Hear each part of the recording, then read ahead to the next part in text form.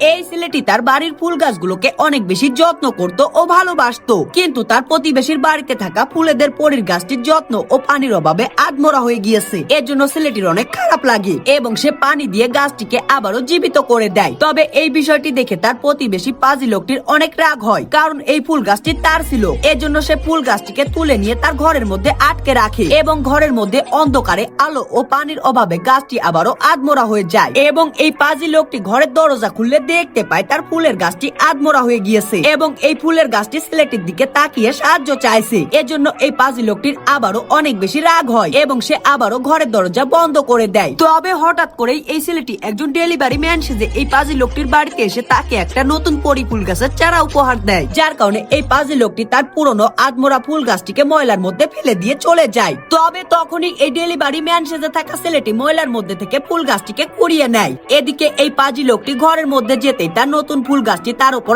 আক্রমণ করে দেয়, কারণ এই ছেলেটি ডেলিভারি ম্যান সেজে পাজি লোকটির বাড়িতে একটা ভয়ঙ্কর পিরহানা ফুলের চারা উপহার দিয়েছিল।